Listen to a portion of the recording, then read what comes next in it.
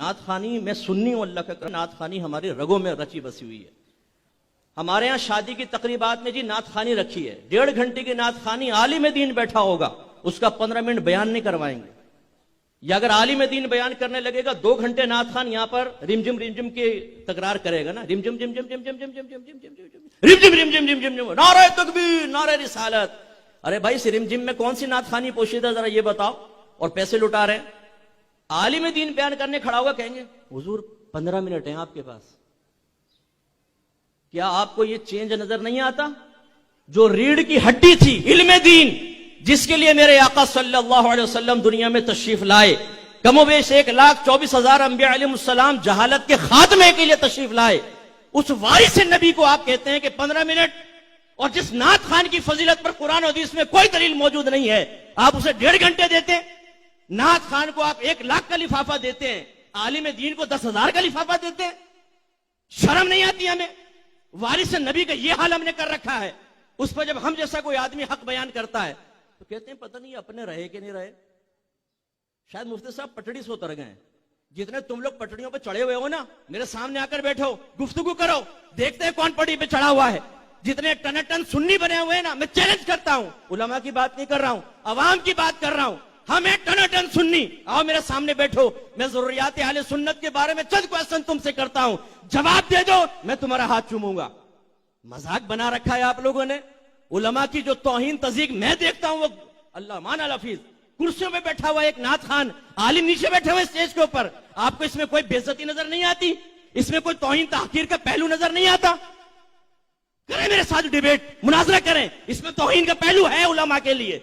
नात खान खड़े होकर नात पढ़े, मैं बैठ के क्यों बयान नहीं कर रहा हूं?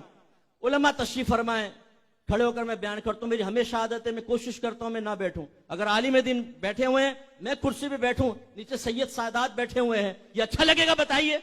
अगर हम इन बातों पे कलाम करते हैं, हम डब्बे पीरों पे कलाम करते हैं, जिन्होंने गद्दियां समेट ली हैं, अब्बा जान की हुकूमत उनके हाथ में बगैर मेहनत के आ गई है। एक साहबजादा साहब से मैंने पूछा कि आप माशाल्लाह आप पढ़े लिखे तो होंगे, कितना पढ़ाया आपने? माशाल्लाह मैंने A लेवल्स किया है। मैंने कहा भाई मैं दीन के हवाले से वो तो नहीं पढ़ा, क्या जरूरत है पढ़ने की? अब्बा जान की तरफ से हुकूमत हाथ में आ गई है, बनी बनाई, इतने सारे गुलाम मिल गए हैं, नौकर रखे हैं तो शायद गन चले तो भाग जाएं, ये तो ऐसे है कि जान कुर्बान कर देंगे। बने बनाई हुकूमत है, नजराने आ रहे हैं साहब। इन पीरों ने जाली पीरों ने तबाह कर दिया अहले सुन्नत को।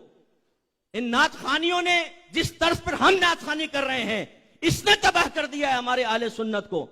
मैं आपसे क्वेश्चन करता हूं, आप 100 साल नात खानियों में बैठते रहें और फिर एक नौजवान से क्वेश्चन करें गुस्ल के 3 फर्ज बताओ, बता सकेगा? तलाक के मसले पूछें आप, बता सकेगा? हराम हलाल के मसले पूछें कि तुम रिस्क हलाल कमा रहे हो या नहीं कमा रहे हो? मैंने एक शख्स को दरसे कुरान की दावत दी, कहने लगा मुफ्ती साहब टाइम कहां होता है, रिस्क हलाल कमाना भी तो इबादत है। मैंने कहा कमाना भी इबादत है या कमाना ही इबादत है? फिर उनसे पूछा अच्छा ये बताओ कि रिस्क हलाल कहते किसको है, जरा जवाब दो। थोड़ी देर सोचता रहा, कहने लगा आप बताएं।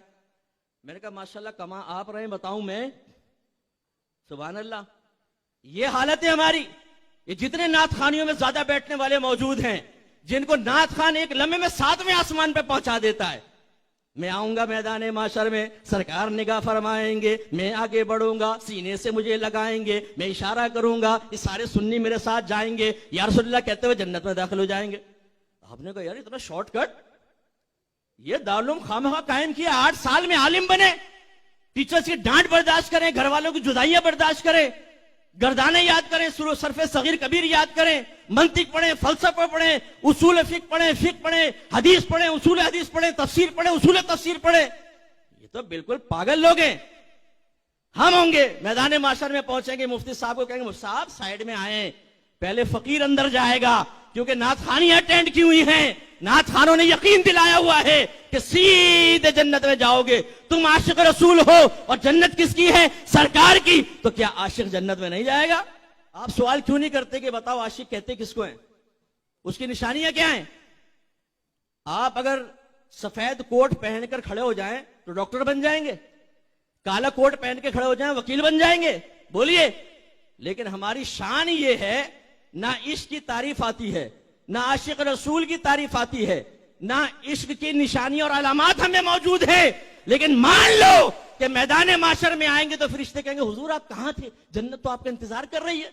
और ये सुन्नी यूं करता हुआ, दाढ़ी मुंडा, पैंट शर्ट पहना हुआ, मां बहन की गालियां बकने वाला, टिकटॉक पे अपनी क्लिप पे डालने वाला, फेसबुक पे लड़कियों से चैट करने वाला, नाम मोहम्मद अकरम है, जुलेखा के नाम से फेक अकाउंट बनाने वाला और सारा दिन लड़कियों के पीछे भागने वाला, ये जाएगा सीधा जन्नत में, क्योंकि इसने नातखानियां अटेंड की हैं। बताइए इसमें मैं कौन सी गलत बात कह रहा हूं? हमारे सुन्नी नौजवानों ने इस शॉर्टकट को हासिल करने के बाद इल्म दीन सीखना छोड़ दिया है।